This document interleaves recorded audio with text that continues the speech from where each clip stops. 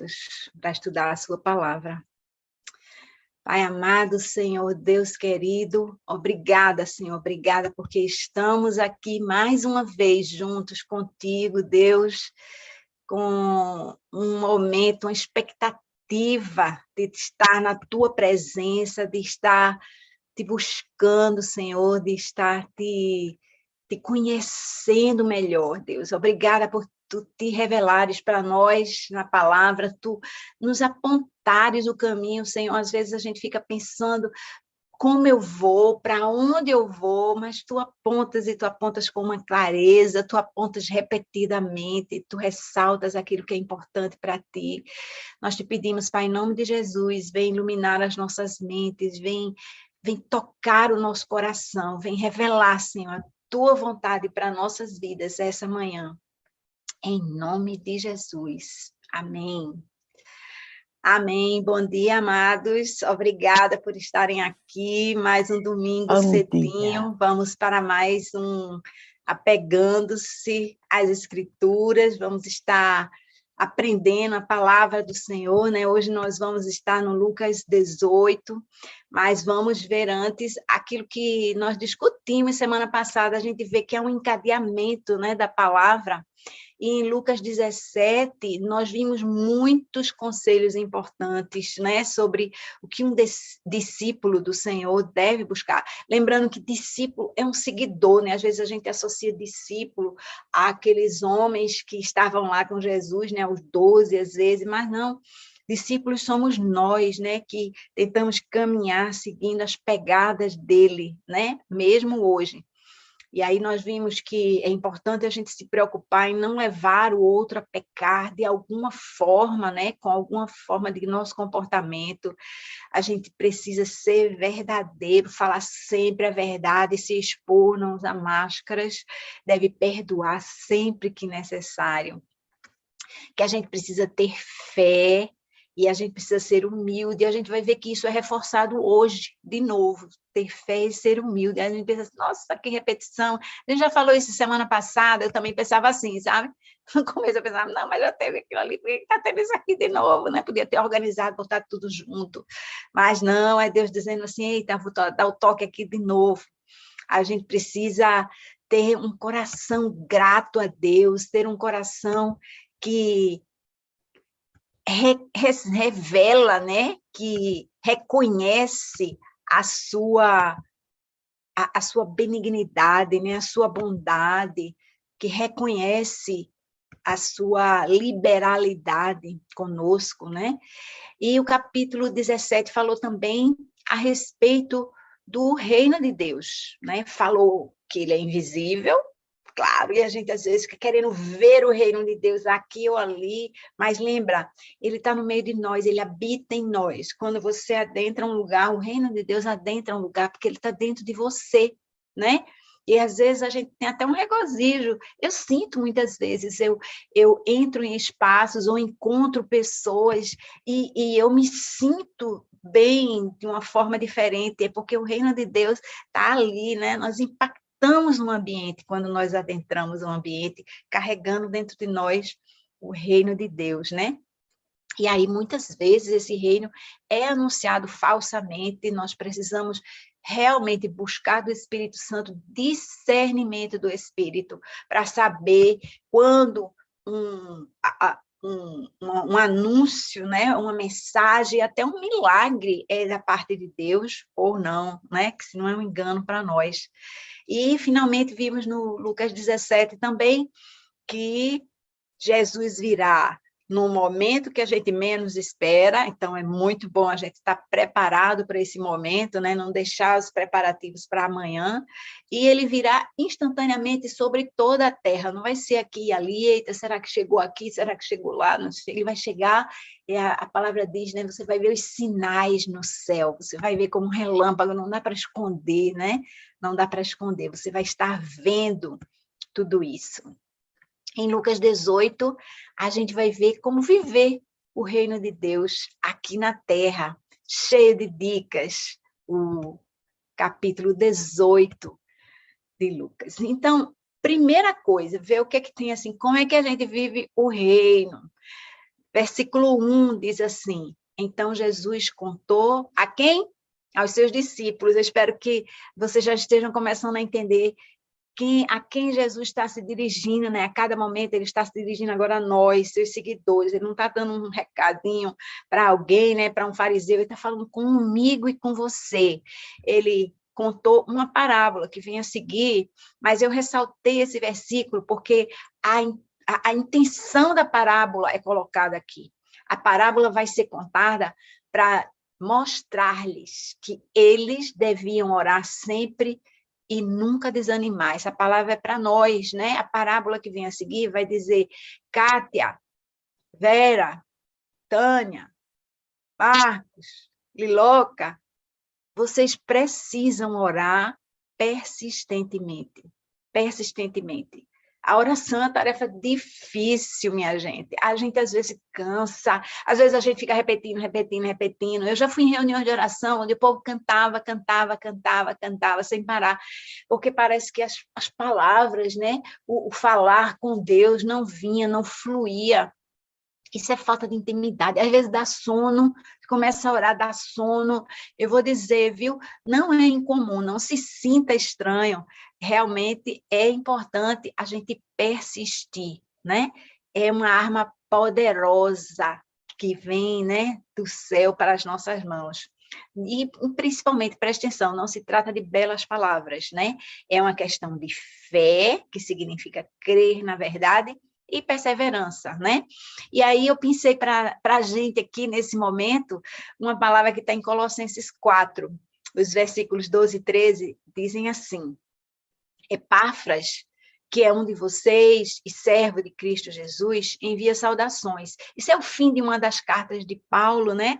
E ele está falando, enviando mensagens das pessoas que estavam ao redor dele. E ele diz: ele está sempre batalhando por vocês em oração. Ele entrega Epáfras, né, para os colossenses.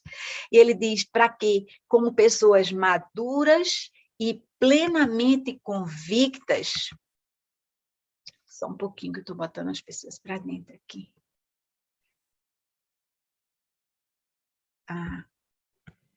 Para que, como pessoas maduras e plenamente convictas, continuem firmes em toda a vontade de Deus.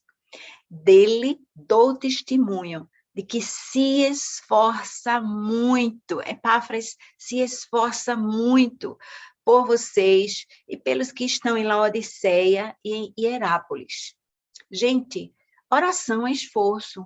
Oração, ela não vem fácil. E oração, ela é poderosa. Então, o inimigo, ele não gosta. Você pode falar o quanto você quiser, você pode conversar com as pessoas e tal, mas na hora que você começa a orar pela conversão de alguém, o mundo espiritual se abala. A oração, ela interfere no mundo espiritual, ela abre espaços, ela opera no mundo espiritual. É uma arma. Não é? A gente precisa entender isso e usar essa arma que está ao nosso alcance, né? Ela está bem perto de nós, é só a gente criar, né, vontade de investir nessa arma. E aí a parábola vem nos versículos 2 a 8, é a parábola da viúva persistente. Aí a palavra diz assim, ele disse, né? Em certa cidade havia um juiz que não temia Deus, nem se importava com os homens. E havia naquela cidade uma viúva que se dirigia continuamente a ele, suplicando-lhe: faze-me justiça contra o meu adversário. Por algum tempo ele se recusou, mas finalmente disse a si mesmo: olha o reconhecimento desse juiz. Ele diz: embora eu não tema a Deus e nem me importe com os homens, essa viúva está me aborrecendo. Vou fazer-lhe justiça para que ela não venha mais me importunar. Essa era a visão do juiz. E aqui eu quero ressaltar para vocês que isso aqui é uma parábola. Aí lembra, poxa vida, então Deus, né? Está lá em cima no céu, ele é o juiz. E será que ele acha que a nossa oração é um importúnio? Eu quero clarear aqui de uma vez por todas para vocês. Minha gente, não. Isso aqui é uma parábola, é uma história. Então, Deus está dizendo assim, olha, tem um juiz que nem se importava com Deus, nem se importava com os homens, mas ele resolveu que ele ia fazer justiça por causa, aí atente para a intenção da parábola, que foi anunciada no versículo 1, tá? É que a viúva era persistente. Esse é o ponto. Vamos aprender a se ligar nos pontos.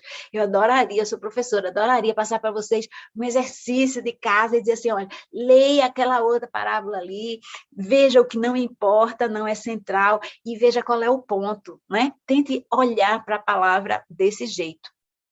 E o texto continua.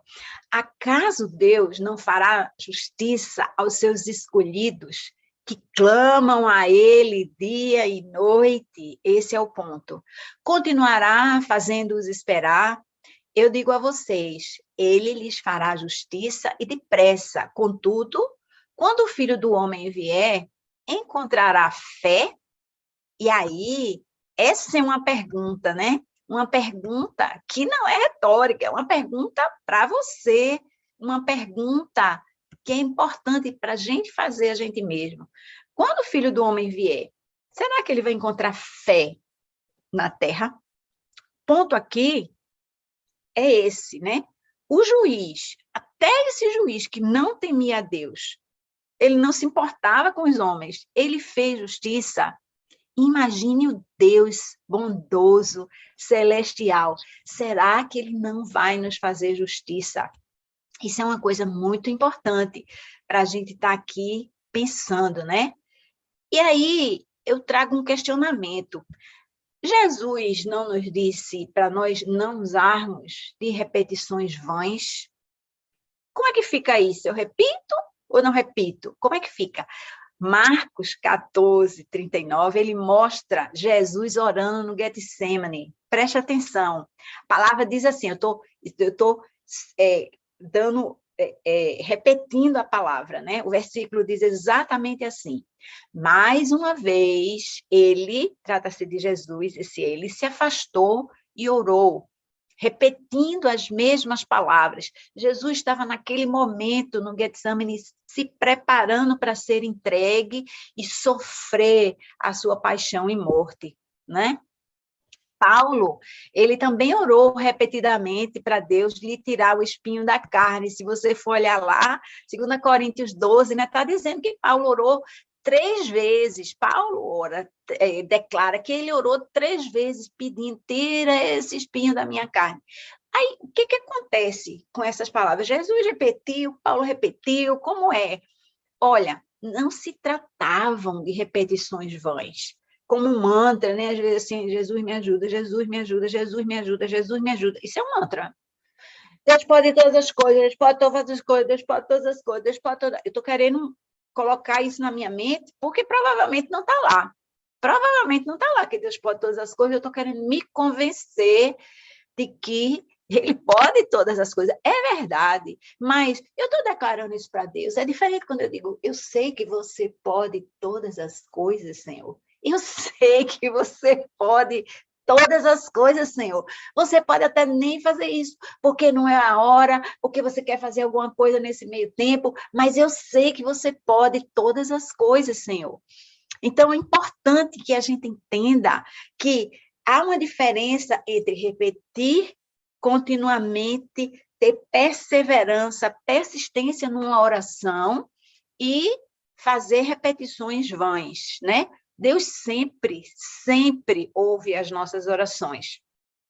A resposta a isso pode ser diferente. A gente deve saber, né, que a resposta pode ser sim, a resposta pode ser não. A resposta para Jesus foi não, não dá para tirar esse caso de você, Jesus. A resposta para Paulo foi não, não dá para tirar esse espinho da sua carne, Paulo, senão você vai se ufanar aí e a coisa não vai ficar boa. E aí, mas o que acontece? Quando a gente ora, a gente está dando espaço para Deus operar nas nossas vidas. E Ele opera para o bem. Pode até não ser muito confortável para nós, viu? Mas Ele opera para o bem.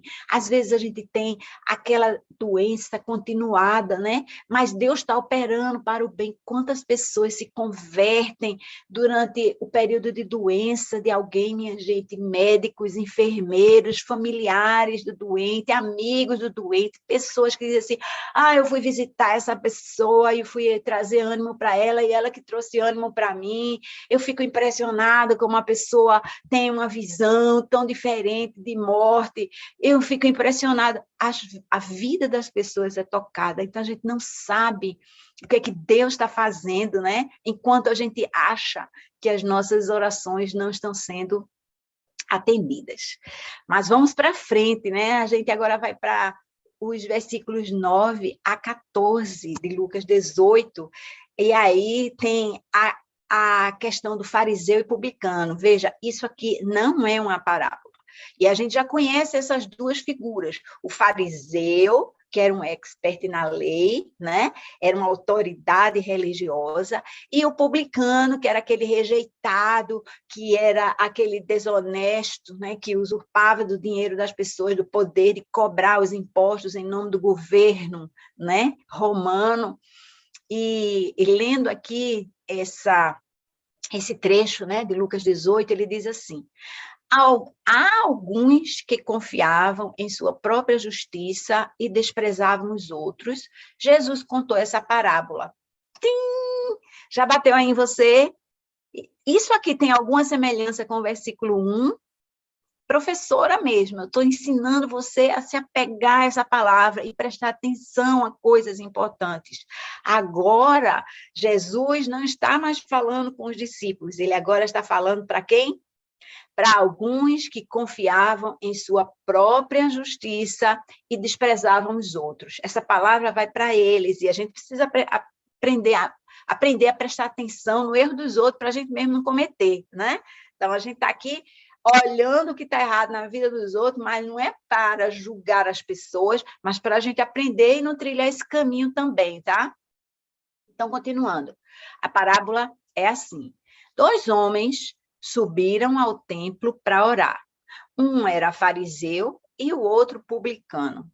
O fariseu, em pé, orava no íntimo: Deus, eu te agradeço, porque eu não sou como os outros homens. Olha, já se colocou lá em cima, né? Ele se colocando ali. E aí ele diz: eles são ladrões, corruptos, adúlteros. Será que a gente já fala alguma coisa dessa, né? Aquele é ladrão, aquele é corrupto, aquele é adúltero, né? Nem mesmo sou como esse publicano. Jejuo 2 vezes por semana e dou o dízimo de tudo quanto ganho. Está errado isso? Não, pode jejuar 2 vezes por semana, pode dar o dízimo de tudo quanto você ganha. Sabe por quê? Porque isso é bom para você, né? O jejum é bom para mim, e o dízimo é bom para mim, porque eu estou entregando minhas finanças na mão de Deus. Agora a conta é contigo. A conta é quando eu adoro, quando Deus toma a responsabilidade das coisas difíceis da minha vida, né? E Ele assume mesmo, viu? Mas o publicano ficou à distância. Ele nem ousava olhar para o céu, mas batendo no peito, ele dizia: Deus, tem misericórdia de mim, que sou pecador. Ele se declarando pecador, quem ele era: eu preciso de ti, Deus. E ele dizendo: tem misericórdia de mim. Ele pedia, ele declarava que ele precisava da ajuda do Senhor. E aí, agora eu botei em letras garrafais, mas é a continuação do texto, tá? Eu digo que esse homem, e não o outro, foi para casa justificado. Essa palavra é super importante, diante de Deus. Pois quem se exalta será humilhado, e quem se humilha será exaltado. Aqui a gente está falando a respeito de humildade e exaltação, de uma postura, a postura. E a gente já viu isso antes? Será que a gente já ouviu esse negócio antes, aqui, recentemente, sobre humildade e exaltação, sobre essa postura? Olha, repetindo aqui, né? Agora a gente vai falar sobre esse assunto, orgulho e humildade. A gente acabou de ler Lucas 18, 14, mas há pouco tempo a gente viu Lucas 14, 11, que dizia: por isso, pois todo o que se exalta será humilhado, e todo... Eita, só mais um pouquinho, mais gente chegando aqui. E aquele que se humilha será exaltado. E aí eu resolvi pensar, né, textos relativos fora de Lucas. Aí Tiago 4,6 diz: por isso diz a Escritura, Deus se opõe aos orgulhosos, mas concede graça aos humildes.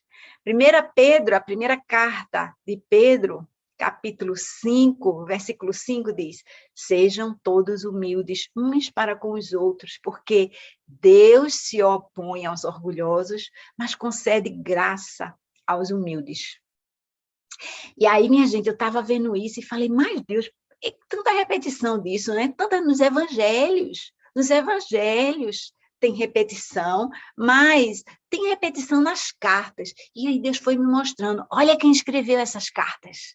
Deus falou comigo, ele disse: olha, Tiago, que andou comigo, né, o tempo todo ali, esse cara, esse Tiago, era o irmão de Jesus. Esse Tiago não era aquele do trio, né? O Tiago que escreveu ali a carta, ele era o irmão de Jesus. E esses irmãos de Jesus, eles viviam fora do grupinho, vamos dizer assim. Mas o que acontece?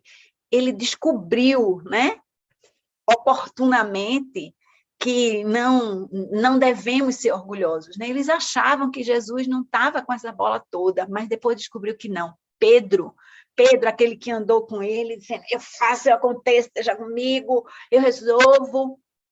Pedro diz: Deus se opõe aos orgulhosos, mas concede graça aos humildes. E aí, sabe o que eu percebi? É que quanto mais perto você chega de Jesus, mas você percebe que não tem nem por que ser orgulhoso. Na verdade, essa mensagem, ela não seria necessária se a gente andasse perto o suficiente de Jesus, sabe? Porque quando a gente chega perto dele, a gente vê: uau, ele é grandioso, uau, ele é grandioso, uau, como ele pode, uau, como ele é santo, uau, como ele fez, uau, como eu não posso fazer nada.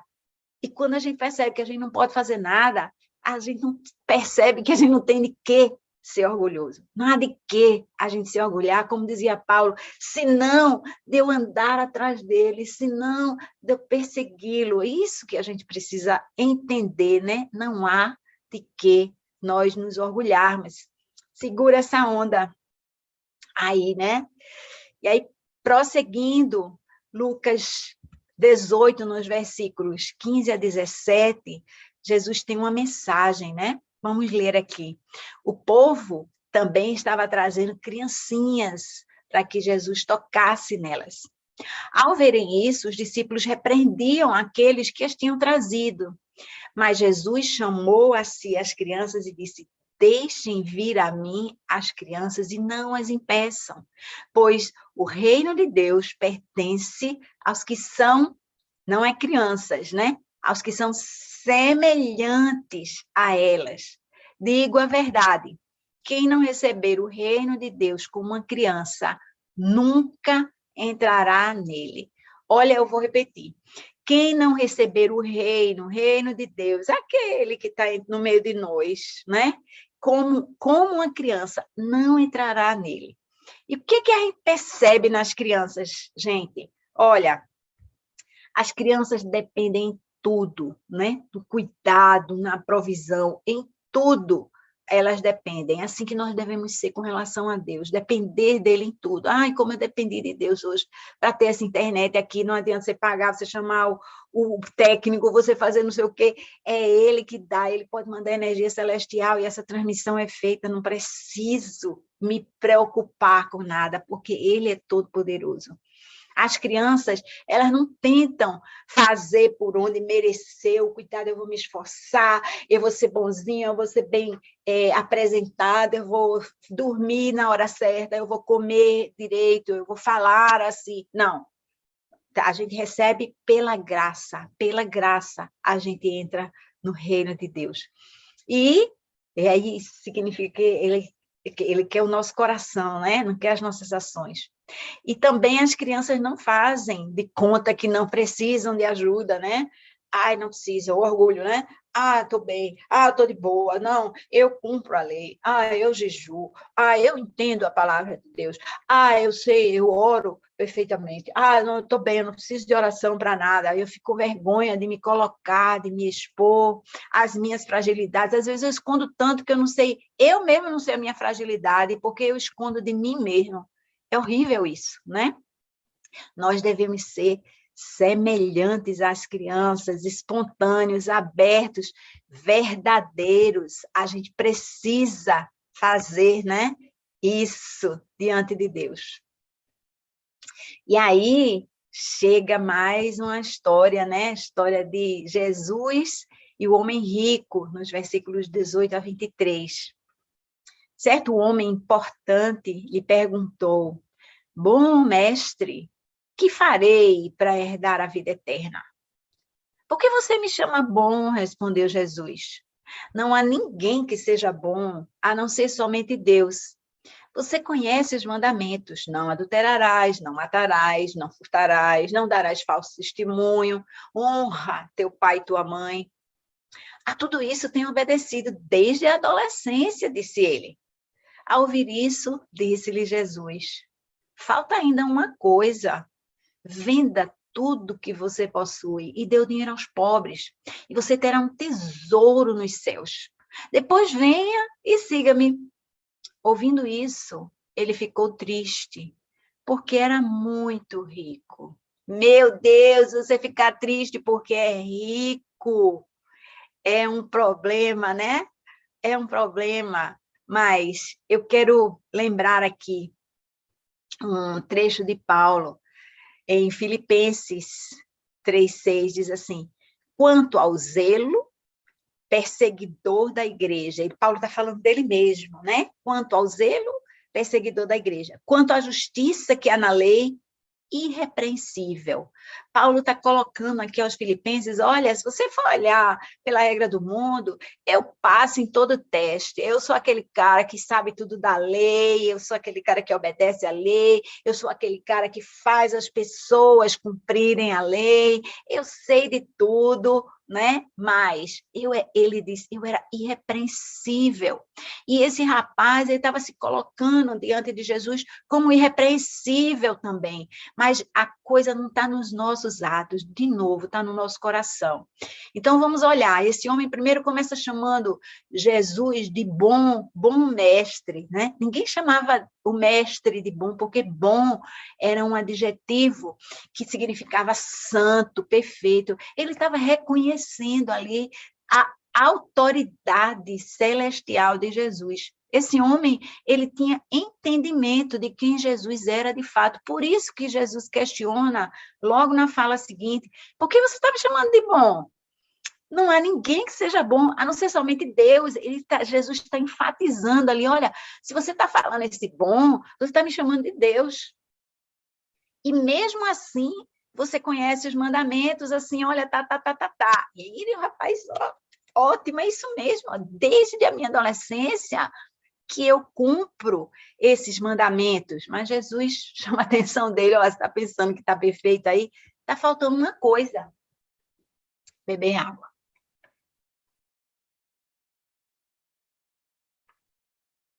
Está faltando uma coisa.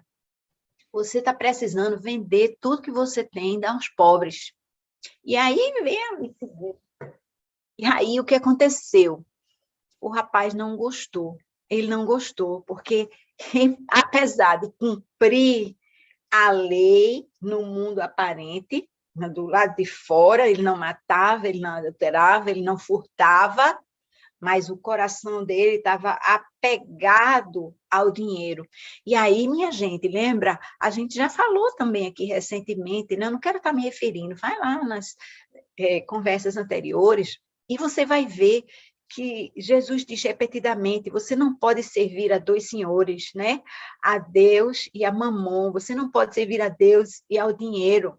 Você não pode, às vezes a gente se apega nas questões financeiras, né? A gente questiona a honestidade do pastor ou de quem vai administrar o dinheiro, né? Ou às vezes você questiona a justiça de Deus, né? Porque eu não tenho dinheiro suficiente para me manter, vou manter a igreja. Então você começa a questionar as coisas, porque o seu dinheiro está apegado, né? Seu coração está apegado àquele dinheiro e não as coisas de Deus. Então, cuidado, né, com o que vai no seu coração. Deus está dizendo aqui, olha, você fez esse negócio aqui tudinho, mas falta ainda uma coisa, desapegue do dinheiro. Desapegue do dinheiro. E a coisa continua, né? A história continua, porque Jesus tem uma reação. A palavra diz assim a seguir, vendo-o entristecido, Jesus disse, como é difícil aos ricos entrar no reino de Deus. De fato, é mais fácil passar um camelo pelo fundo de uma agulha do que um rico entrar no reino de Deus. Aos que ouviram isso, e os que ouviram isso perguntaram, então quem pode ser salvo? E Jesus respondeu, o que é impossível para os homens é possível para Deus.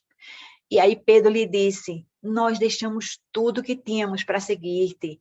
Jesus respondeu, digo a verdade. Ninguém que tenha deixado casa, mulher, irmãos, pai ou filhos por causa do reino de Deus deixará de receber na era presente, mas muito mais vezes, e na era futura vai ganhar a vida eterna. Olha, eu quero ressaltar para vocês claramente, gente, a riqueza, ela não é um obstáculo à entrada do reino de Deus. Também já falamos nisso aqui antes. Abraão era um homem rico, ele tinha posse que não tinha grama suficiente para dar pastagem ao gado dele. Não tinha, né? Mas a riqueza, ela tende a fazer a pessoa ficar satisfeita com a sua vida terrena. Eu não desapego, aquele rapaz, né, aquele jovem rico, ele não desapegou para seguir a Jesus. E às vezes é assim, e essa palavra seguir, Deus não está dizendo, olha, sai de casa, deixa sua mulher, deixa seus filhos e me siga. Não, ele está dizendo, desapega do dinheiro, desapega de filho, né? Ai, meu Deus do céu, desapega do marido, aquela preocupação, meu marido não vai para a igreja, também não vou, né? Ora, vai para a igreja e ora pelo seu marido, ora por ele, que é uma coisa que nós já falamos antes. Eu acho tão lindo, eu vejo muitas pessoas que oram anos a fio, né, pelo esposo, pelos filhos. Eu conheço até uma pessoa, talvez alguns aqui conheçam, né? Eu conheço uma pessoa, uma mulher que orou pelo marido 18 anos. 18 anos ela orou. E aí, quando ele se converteu, ele virou sacerdote. Ele virou pastor, minha gente, coisa mais linda.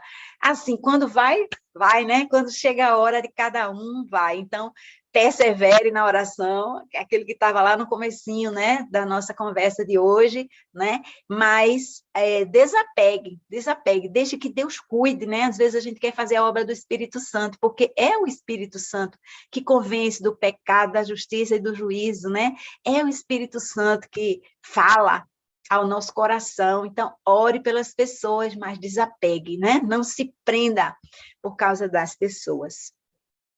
E aí, prosseguindo ainda nisso, né? Eu trouxe uma instrução de Paulo ao seu amado discípulo Timóteo. A palavra diz em 1 Timóteo 6, de 8 a 10, o seguinte, por isso, tendo o que comer e com que vestir-nos, estejamos com isso satisfeitos, né?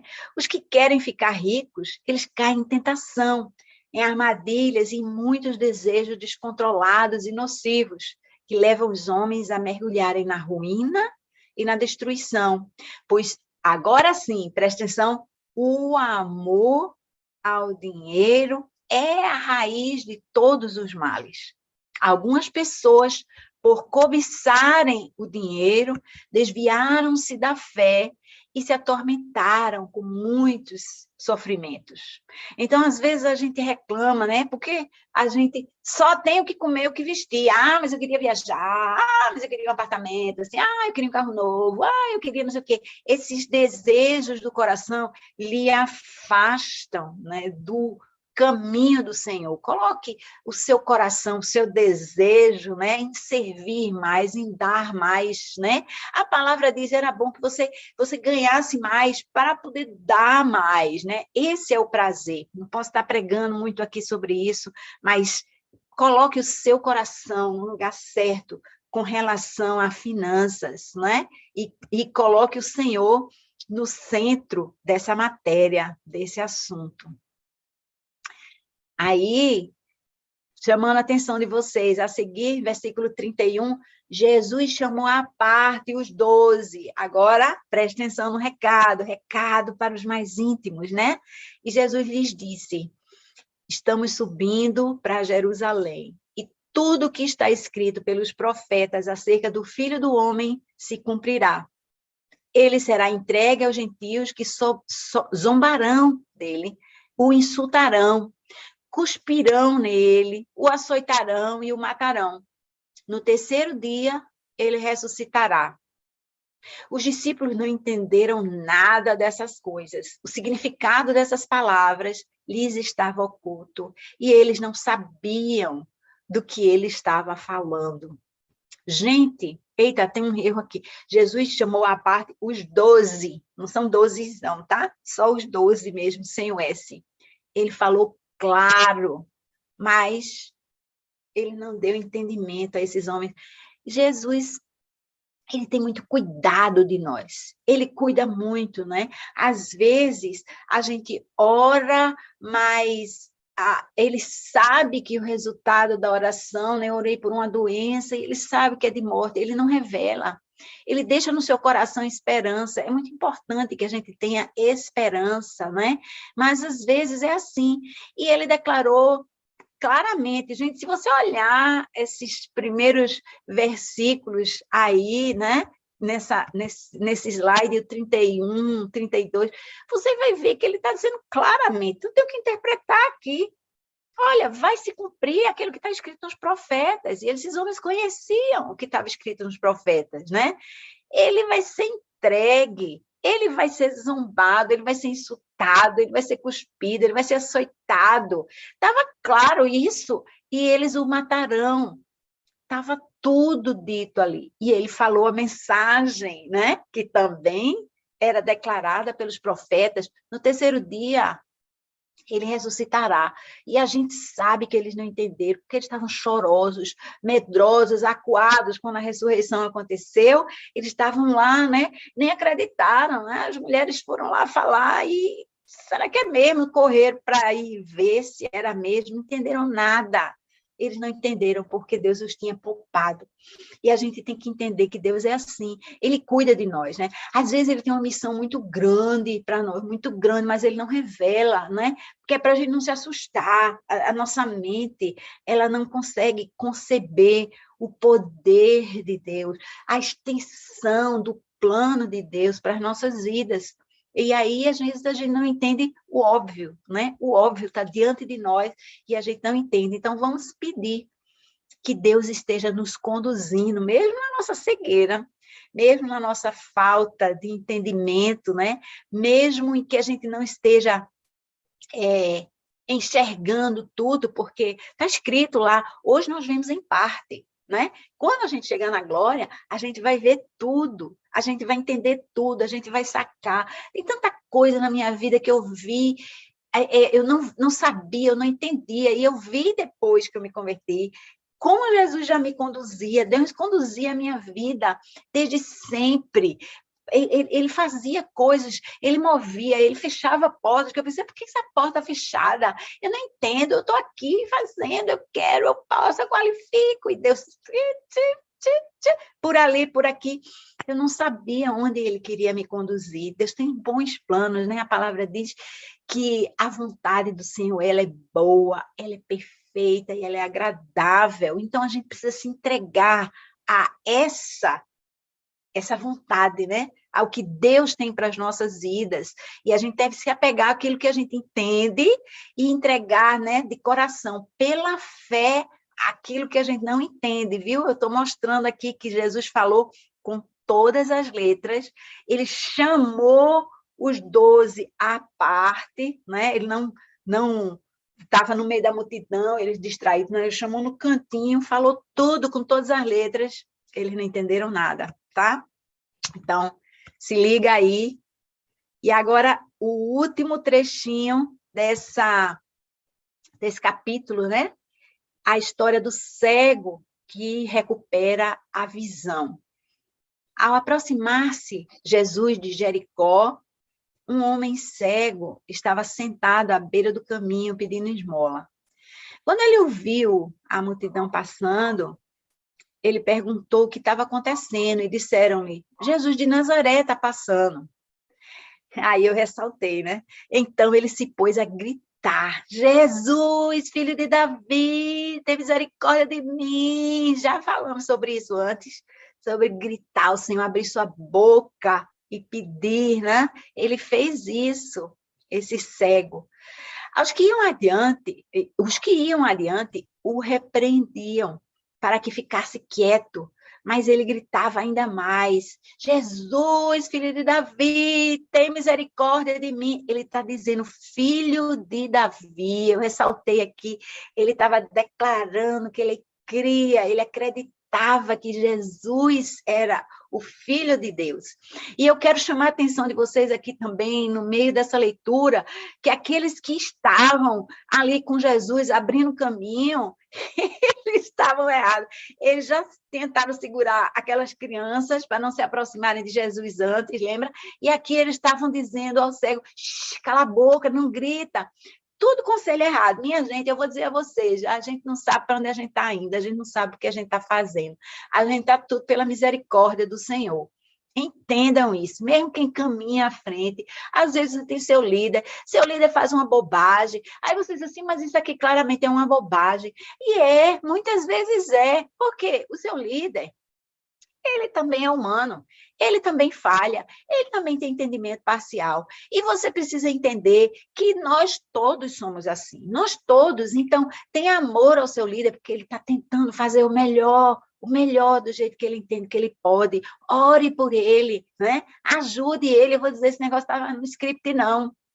Ore pelo seu líder, faça com que Deus possa atuar mais, né, fortemente na vida dele, que ele seja usado como instrumento do Senhor, mesmo que ele não saiba para onde está indo, como todos nós, né? E aí, continuando, aquele cego gritou mais forte, né? E aí Jesus parou e ordenou que o homem lhe fosse trazido. Você entende? Esse homem não estava perto de Jesus, não. Ele estava gritando de longe. E aí Jesus disse que trouxessem ele para perto. E quando ele chegou perto, Jesus perguntou-lhe, o que é que você quer que eu faça? Olhe, vocês acham que Jesus não sabia? Vocês estão ligados nessas perguntinhas? A gente já está aprendendo o sotaque de Jesus. A gente está aprendendo o sotaque de Jesus. O que é que ele quer com essa pergunta?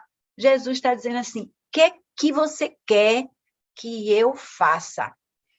Jesus, ele quer que a gente reflita no que a gente espera dele. Olha, a resposta do rapaz foi, Senhor, eu quero ver. Ele queria enxergar. Ele queria enxergar somente. E Deus quer que a gente reflita. É só isso que você quer mesmo de mim? A gente precisa entender que a gente precisa muito mais de Deus do que a gente pensa. A gente não precisa só da provisão, a gente não precisa só da cura, a gente não precisa só do emprego, a gente não precisa só do relacionamento, a gente não precisa só da questão jurídica, a gente não precisa só disso, a gente precisa de Deus. A gente precisa de Deus. Reflita, ficou essa pergunta aqui. O que é que você quer que Deus faça por você? Eu quero que Ele me dê entendimento, conhecimento e amor por Ele. E aí, em resposta, né, ao cego que disse, Senhor, eu quero ver, Jesus lhe disse, recupere a visão. A sua fé o curou. Vocês estão ligados nisso, né? A sua fé o curou. Significa que aquele cego não somente recuperou a visão, mas ele foi curado. E a palavra diz, imediatamente, ele recuperou a visão e seguia Jesus glorificando a Deus. Quando todo o povo viu isso, deu louvores a Deus. Vocês entendem essa parte de seguir a Jesus glorificando a Deus? A gente já viu isso no leproso, né? A história do leproso. Vamos ver isso de novo. Gente, ele recuperou a visão. Tudo bem, maravilha. Ele teve aquilo que ele queria, mas agora a vida dele mudou. Agora ele seguia Jesus glorificando a Deus.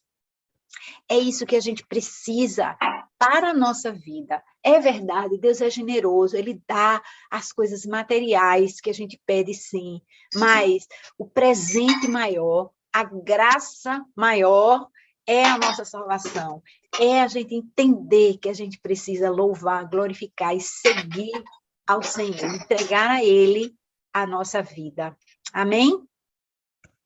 E aí, agora só fazendo um resuminho para resgatar aí aquilo que tocou no seu coração hoje. Devemos orar sempre, nunca desanimar. Ore, ore, ore. Seja persistente em oração. Outra, o reino de Deus pertence a quem? Não é às criancinhas, não é às criancinhas, é aos que são semelhantes às criancinhas, aqueles que são dependentes, aqueles que são verdadeiros, aqueles que são abertos, né? Expostos, completamente vulneráveis, como as crianças, tá? Outra, você acha que já fez tudo que seria preciso para receber a salvação? Perguntando, né? Será que você já entregou tudo mesmo? Essa é a questão que pegou aquele rapaz rico, né? Será que eu já entreguei tudo a Jesus na minha vida? Ou será que eu estou apegada com alguma coisa, né? Aquela coisa que está na minha mente, aquela coisa que eu desejo mais do que Jesus nesse momento. Finalmente, erga a sua voz em humildade, exponha-se. Não se acanhe de expressar suas vulnerabilidades, né? Não se acanhe disso, mas busque a Deus. Diga a Jesus o que você quer que Ele lhe faça. Ele está atento, Ele está ouvindo aquilo que você quer receber dele e Ele vai lhe dar muito mais. Amém. Amém. Vamos voltar à nossa reunião agora. E aí, turma, tudo bom com vocês? Abre o seu microfone, falem conosco. Tudo bem, digam bom dia. Aí, como é que está isso? Bem, foi muito forte e revelador, Demétrio, né? desculpa, você está falando. Pera, Demétrio, não vi nada até agora, Nada. porque eu preciso aumentar o meu som. Eu tiro o meu som daqui para não ficar com eco. Agora, Demétrio, pode falar, desculpa.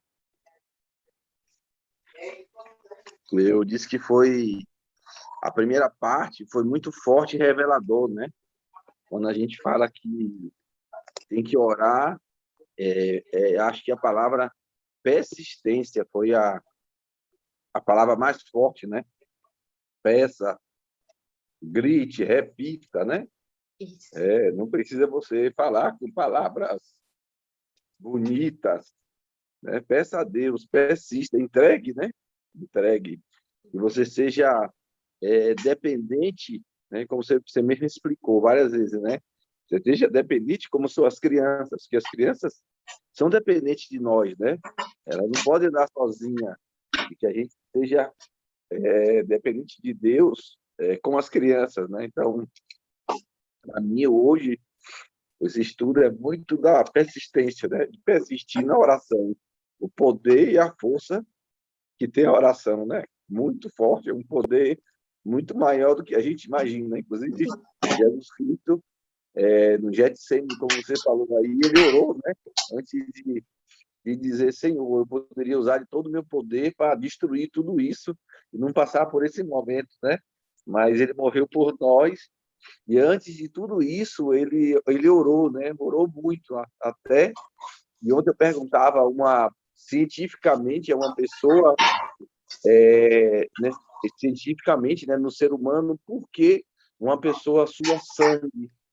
E a pessoa me dizia, né, uma pessoa dizia que é o maior sentimento de medo. Quando você tem um medo extremo, é capaz que você sue sangue, que é o que aconteceu com Jesus Cristo no Getsemane, quando ele orava, né? E quando ele, antes de falar, Senhor, faça a sua vontade, né? Então, eu creio que a oração, né, e já passamos por isso, já fomos salvos, e a gente tem que persistir. Então, acho que essa parte aí que hoje é a parte mais forte, mais tocante, né, do dia, né? Acho que é a parte mais tocante para a gente refletir aí toda semana, né, durante toda a vida. É verdade, Demétrio, Desculpa é aí, né? verdade. Oh, como eu entendo. Olha, é verdade, né? Jesus orou, ele era homem, a gente sabe que Jesus era homem, e certamente ele, tendo conhecimento de tudo o que ele sofreria, que não foi pouco, ele tinha medo, sim, e ele pediu claramente, viu? Claramente, ele disse, olha, se der para passar esse cálice de mim, passa, Senhor, mas seja feita a tua vontade. E sabe uma coisa, Demétrio? Eu acho que Deus tocou tanto o coração dele, eu vejo a realização da vontade de Deus completa na vida de Jesus, porque quando ele está pendurado lá em cima, sofrendo, e olha, aquilo dói pra caramba, me disseram, viu? Eu não sei não, mas eu creio que dói pra caramba aquela morte dele na cruz. Ele não disse, Pai, faz passar a dor, pelo menos faz passar a minha dor. Não, ele disse, Pai, perdoa-os, porque eles não sabem o que fazem. Essa foi a fala de Jesus na cruz, na cruz. Quando ele estava sofrendo, ele já estava amparado pelo poder de Deus, e ele já não pensava mais nele mesmo, mas ele pensava naqueles que estavam pecando contra a vida dele, e dizendo, Pai, perdoa, os olhos de Jesus já estavam em outro lugar. Então, assim, a oração, ela faz coisas na vida da gente que a gente nem pensou, que a gente nem ansiou por elas, né? Deus faz muito mais. Então, assim, vamos orar, minha gente, porque a gente nem sabe o que é que Deus tem guardado para nós, né? Que precisa ser liberado pela oração. Amém. Vamos mais. Cadê vocês?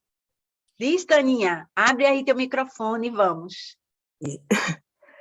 Bom dia, querida. Bom dia. Uma coisa também que eu Bom acho dia. muito linda nesse capítulo, que é muito forte, esses pontos que já foram tocados, mas aquele quando Jesus revela somente aos 12 o que iria acontecer com ele, né?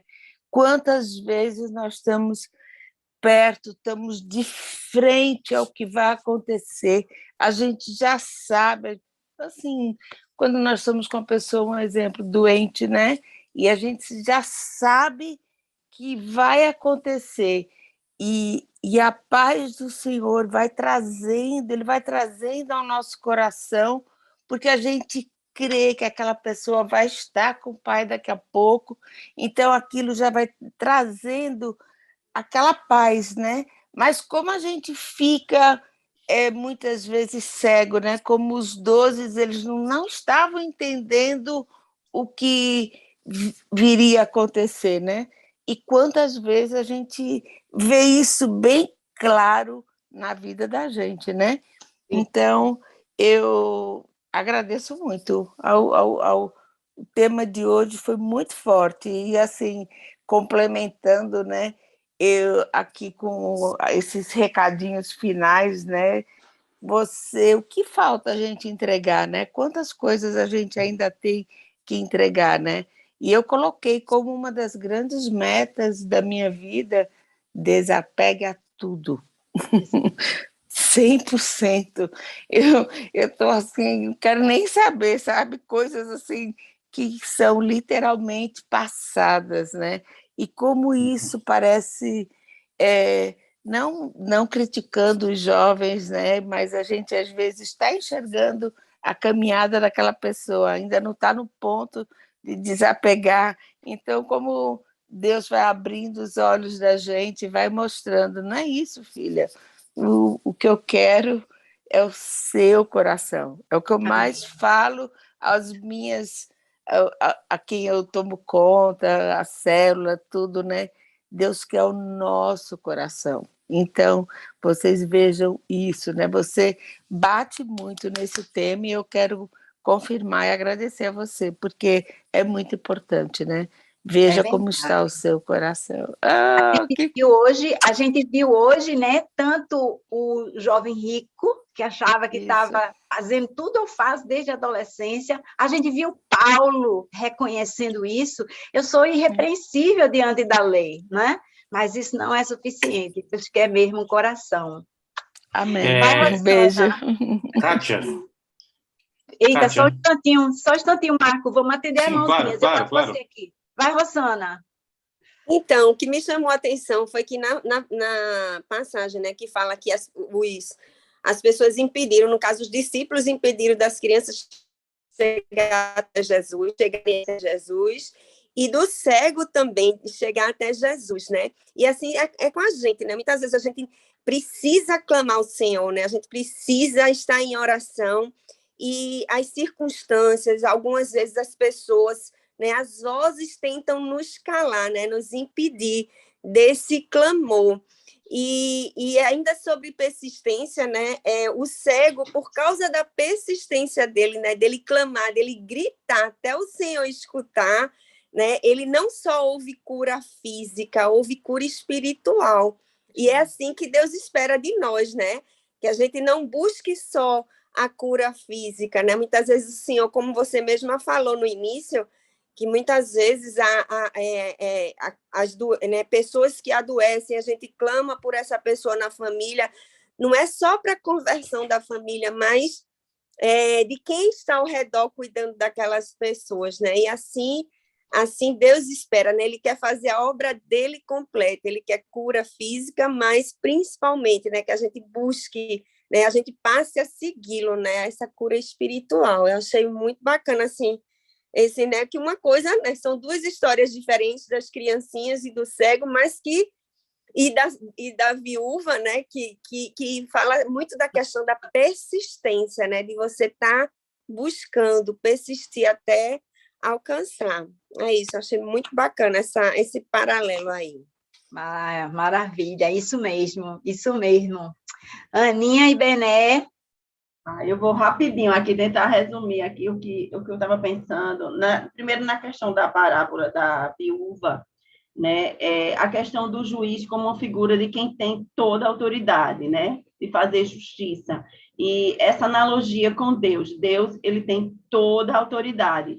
Então, quando a gente vai a Deus em oração, mesmo que as circunstâncias sejam um câncer terminal, seja uma doença que a gente vê que aos nossos olhos não tem jeito, seja uma situação que a gente, aos nossos olhos, não tem jeito, na oração, tudo pode ser mudado diante daquele que tem toda autoridade e domínio sobre todas as coisas. Então, o nosso coração precisa ir nessa expectativa.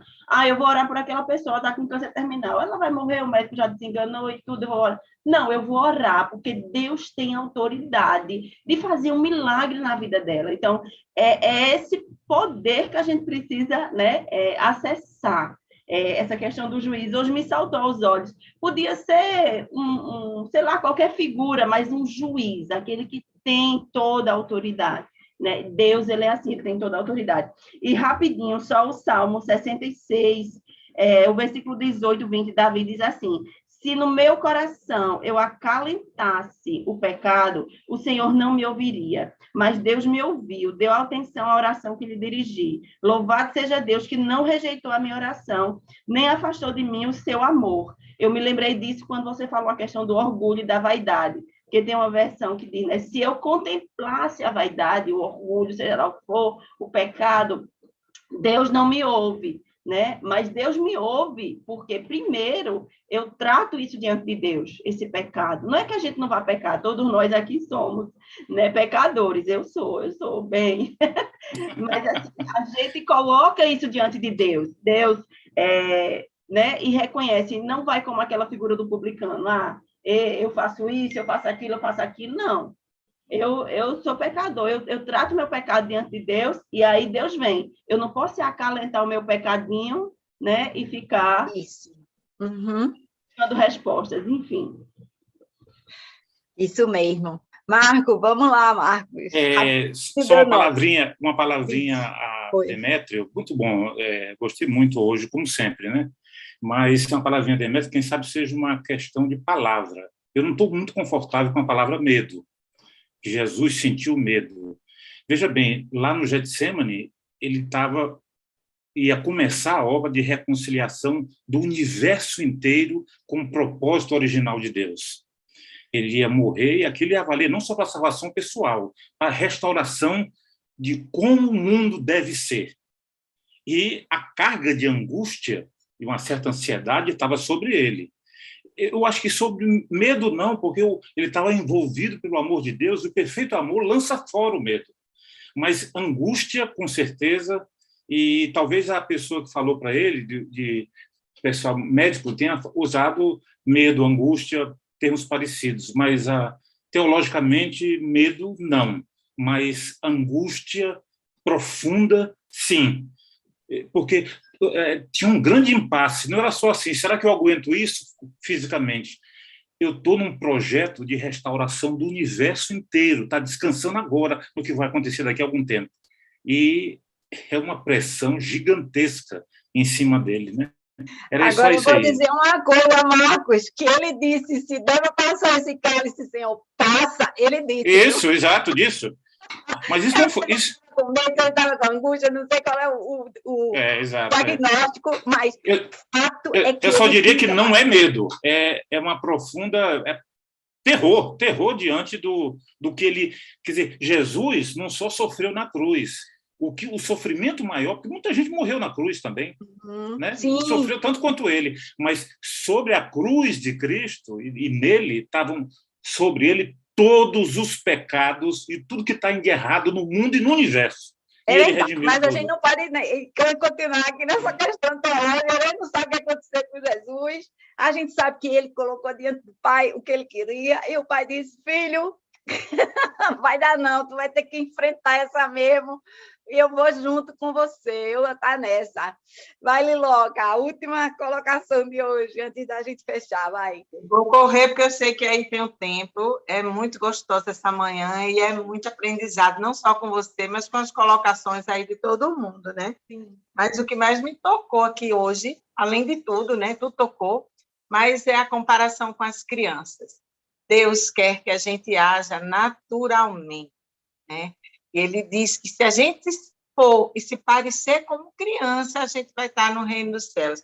E essa comparação, resuminho que você colocou para a gente, assim, eu anotei aqui tudo para também estar refletindo, né? Muito obrigada, Kátia, porque é verdade, a gente precisa estar totalmente dependente de Deus. e crendo, porque a gente crê. Quando eu era criança, meu pai era um super-herói, eu sabia que não ia me faltar nada, que ele me protegia, eu podia ficar doente, que eu ia ficar boa, eu confiava, sabe? Imagine o meu pai que está no céu. Então, aquele louvor, né?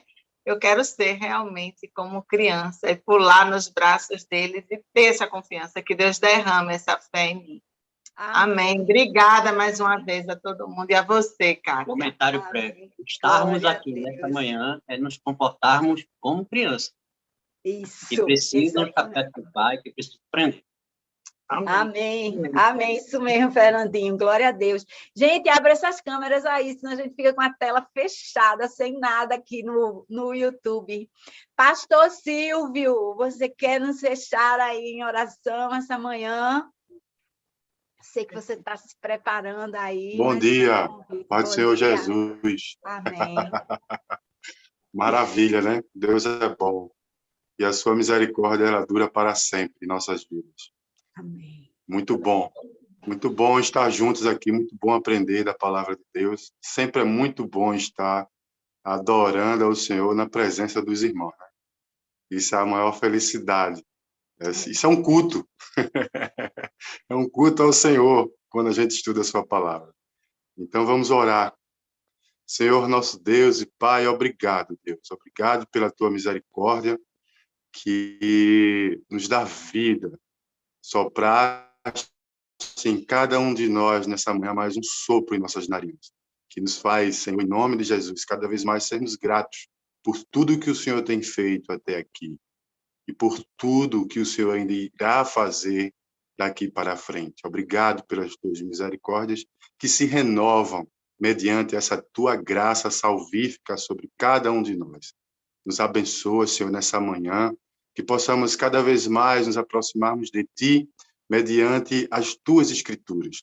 Que essa seja a prática vivida por cada uma dessas pessoas que estão aqui, desde que se decidiram, Senhor, aprender cada vez mais em Ti, para se aproximar, Senhor, cada vez mais da Tua presença. Obrigado por tudo. Obrigado pela vida de Cátia, a sua disponibilidade, Senhor, para que todo domingo, Pai, ela traga de Ti, Senhor, uma dose, uma injeção de ânimo para iniciarmos essa semana em Tua presença, Pai. Nos abençoa, continua conosco nas nossas vidas, em tudo que fizermos, Senhor, que seja para glorificar o Teu santo e eterno nome, em o nome de Jesus. Amém. Maravilha! Amém. É bom demais, gente. Alegrei-vos quando fui à casa do Senhor. Então, exulte ao Senhor em cada instante da sua vida. Vamos embora para o culto agora. E mais tarde, 5